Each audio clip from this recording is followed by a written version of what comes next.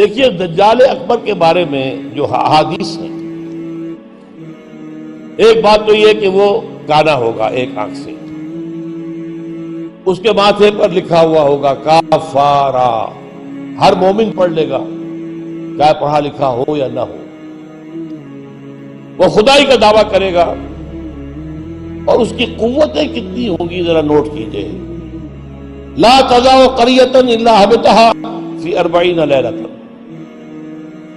مسلم شریف کی روایت ہے، پوری دنیا میں ایک ایک بستی کے اندر وہ گھوم جائے گا صرف 40 دنوں۔ کیسی سواری اس کے پاس ہوگی، کیسی صورت والی سواری ہوگی، اب تو کچھ اندازہ ہے نا حاصل۔ ہماری فضا میں ظاہر بات ہے ہمارے ہوائی جہاز 24 گھنٹے میں گزر سکتے ہیں مشرق سے مغرب تک۔ نمبر 2، اس کے 2 کانوں کے مابین 80 گز کا یا 80 ہاتھ کا فاصلہ ہوگا۔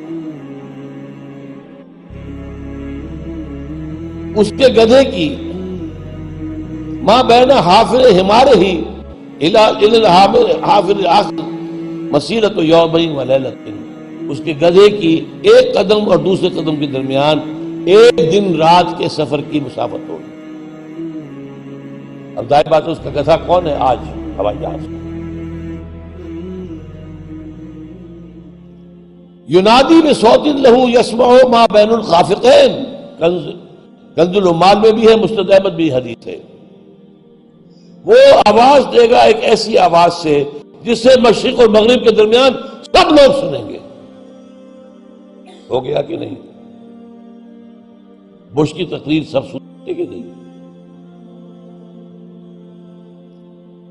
سخرت لہو انہار الارض واسوارہا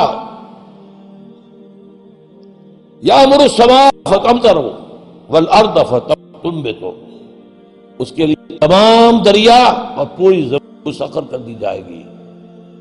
وہ جب حکم دے گا آسمان کو بارش برسائے گا، مادر ذات انز اکمہا اس کو ٹھیک کرے گا، کوڑی کو ٹھیک کرے گا۔ یہ حضرت عیسیٰ والے معجزے ہیں، یحیی الموتیٰ، مردوں کو زندہ کرے۔ آج جو ہے کلوننگ اس جگہ تک پہنچ چکی ہے کہ آپ کے والد کی قبر سے لاش میں سے کوئی تھوڑا سا ٹکڑا نکال کر والد بنائے جا سکتے ہیں۔ یہ دوسری بات ہے کہ ابھی بحث چل رہی ہے، ہیومن کلوننگ کی کھلی اجازت نہیں دی جا رہی، لیکن آ گیا ایک آدمی کو چیر کر 2 ٹکڑوں میں بانٹے گا اور پھر زندہ کر دے گا۔ وَجَبْعَثُ مَعَهُ یا یبعث معه الشیاطین علی صورت من قد مات من الآباء والامہات والاخوان فیاتی احدہم الی ابیہ واخیہ فیقول الست فلانا الست تعرفنی، اس کے ساتھ شیاطین جن کا لشکر ہوں گے اور ان کی صورتیں وہ بنا دے گا لوگوں کے مرے ہوئے ماں باپ اور بھائیوں کی سی، اور وہ آ کر کہیں گے دیکھو میں تمہارا باپ نہیں ہوں، پہچانتے نہیں مجھے، میں تمہارا بھائی نہیں ہوں، پہچانتے نہیں ہو مجھے، ارے میں تمہاری ماں نہیں ہوں، پہچانتے نہیں ہو، یہ خدا ہے، اس کو کرو سجدہ۔ عام کفر و الحاد۔ اور ایک بات جو سب سے اہم ہے جو آج شروع ہو چکی ہے اور میں تفصیل بیان کر چکا ہوں، کائرو کانفرنس اور بیجنگ کانفرنس اور بیجنگ +5 کانفرنس، اور وہ بھی یونائٹڈ نیشنز کے تحت، آخر من یخرج الیہ النساء، آخر میں جو اس کی پیروی کے لیے نکلے گی گھروں سے وہ عورتیں ہوں گی۔ حتی ان الرجل لیرجع الی امہ وابنتہ واختہ وعمتہ فیوثقھا، یہاں تک کہ ایک بندہ مومن جائے گا دوڑ کر اپنے گھروں میں اپنی ماں کو، بہن کو، بیٹی کو، بیوی کو باندھ کر جکڑ کر رکھنے کی کوشش کرے گا، اور وہ رسیاں توڑا کر اس دجال کے پیچھے بھاگے گا۔ وہ نقشہ ہے آج۔ ایک حکم پر یہ شیطان مشرف جو ہے ہمارے ہاں 30% سیٹیں عورتوں کے لیے مقرر کر دی۔ بھائی امریکہ تک میں نہیں ہے، تو ان کی پیروی کر رہے ہو، وہاں بھی نہیں ہے یہ ہم ان سے بڑھ کر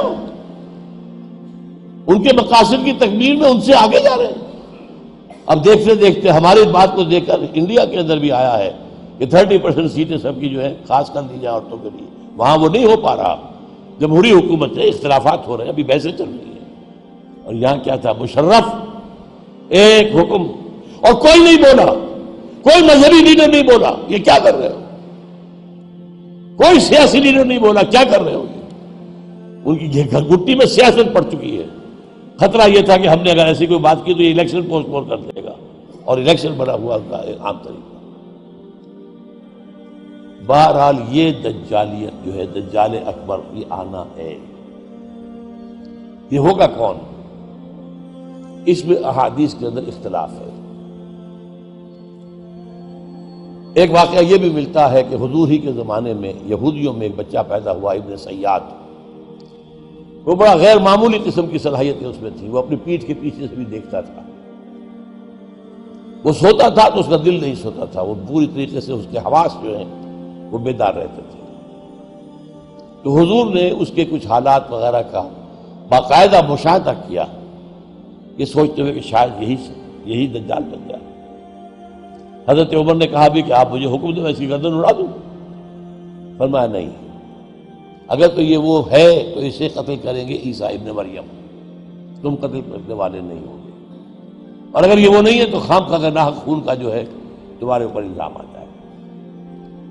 پھر ایک صحابی رضی اللہ تعالی عنہ تمیم داری،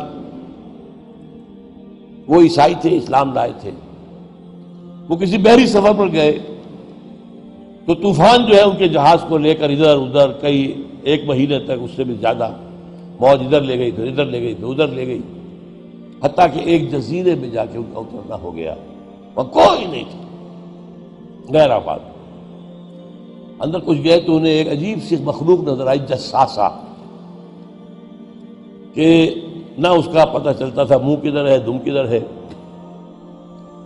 اس نے کہا تم کیا کرنے آئے ہو؟ دیکھو فلاں صومعہ ہے، ذرا ادھر جاؤ، گھنا جنگل ہے، وہاں جو ہے ایک صومعہ ہے، چرچ ہے، اس میں ایک آدمی تمہارا انتظار کر رہا، جاؤ۔ وہاں گئے تو دیکھا کہ ایک بہت قوی ہے، بہت لمبا چوڑا، رسیوں میں اور چینز کے اندر جکڑا ہوا انسان، انسانی شکل۔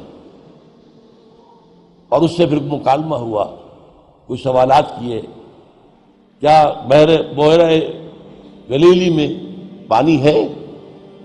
کہاں جی ہے؟ اچھا، ایک وقت آئے گا کہ پانی نہیں رہے گا۔ حضرت عیسیٰ علیہ السلام کی آمد کے بعد جب یاجوج ماجوج آئیں گے تو یہ سارا پانی پی جائے گا، کوئی قطرہ نہیں بچے گا۔ اس طرح کئی سوالات کیے، اور پھر اس نے غالباً یہ کہا کہ میں دجال ہوں، مجھے ابھی اللہ نے گرفتار کیا ہوا ہے، پھر اب وقت آئے گا مجھے چھوڑے گا۔ ایک روایت یہ ہے، جب حضرت آئے تمیم داری تو حضور نے پھر اعلان عام کرایا، مسلمانوں کو جمع کرایا اور انہیں یہ سارا تمیم داری کا واقعہ سنوایا۔ ایک یہ بھی ہے۔ تو اب یہ کہ اس کے بارے میں یقین کے ساتھ فیصلہ کرنا کہ وہ کون ہوگا، میرا گمان یہ ہے کہ وہ وہی ہے جو ابھی اس صومعہ میں قید ہے، لیکن وہ کوئی جن ہے، انسان نہیں۔ عزازیل جو شیطان لعین ہے، اس کا کوئی بڑا جنرل ہے، جو کہ آخری وقت میں آخری امتحان کے لیے انسانوں کے اللہ تعالیٰ کی طرف سے اس کو چھوٹ دی جائے گی۔ اور یہ ہوگا حضرت عیسیٰ علیہ السلام کا جو حکومت کا دور ہے 40 برس اس کے آخر کی، اور اسے بھی پھر حضرت عیسیٰ علیہ السلام ہی قتل کرے۔ لیکن اس سے پہلے یہ ہے کہ اتنی بڑی ہوا چل چکی ہوگی کفر اور الحاد کی، اور جو ہے زوال آ چکا ہوگا، کہ پھر حضرت عیسیٰ کا انتقال ہونے کے بعد کچھ ہی عرصے کے بعد اللہ تعالیٰ ایک خاص ہوا بھیجے گا کہ جن کے دل میں بھی ایمان ہے ان کی جانیں بڑی آسانی سے سہولت سے نکل جائے گی۔ اب دنیا میں صرف کافر، فاسق، ملحد، مشرک، گناہگار لوگ رہ جائیں گے، ان پر قیامت کی ہولناک جو زلزلہ ہے، یا ایھا الناس اتقوا ربکم ان زلزلۃ الساعۃ شیء عظیم یوم ترونها تذهل كل مرضعۃ عما ارضعت وتضع كل ذات حمل حملها وَتَرَى النَّاسَ سُكَارَىٰ وَمَا هُم بِسُكَارَىٰ، یہ جو سختیاں ہیں یہ کفار پر آئیں گی، اہل ایمان پر نہیں آئیں گی۔ اب یہ ہے میرے اور آپ کے لیے انفرادی سطح پر تو فیصلہ کیجئے، ہم اپنے اندر سے دجال کو نکالیں، محبت اللہ سے، دنیا سے نہیں، طلب آخرت کی، دنیا کی نہیں، فکر روح کی، جسم کی بھی کرو لیکن اس کی عملاً کرو، اور وہ نظام قائم کرو جس میں حقیقت اللہ کی ہو، جس کے معاشی نظام میں سے سود اور جوئے کو نکال کر باہر کر دیا گیا ہو، معاشرہ وہ ہو جس میں عفت و عصمت کی ویلیوز ہو، شرم اور حیا کی ویلیوز ہو، خاندان کا ادارہ مضبوط ہو۔ یہ سارا کام اجتماعی سطح پر، اور خود اپنے ایمان کو اتنا مضبوط کرو کہ اگر ہماری اپنی زندگی میں وہ دجال اکبر کے آنے کا وقت ہو جائے تو ہم اس کی سختیوں کو جھیل سکیں، برداشت کر سکیں، ان امتحانات میں سے گزر سکیں اور ایمان کے اوپر ثابت قدم رہ سکیں۔ اللہ تعالی ہمارا مددگار ہو۔ اقول قولی ھذا واستغفر اللہ لی ولکم ولسائر المسلمین والمسلمات۔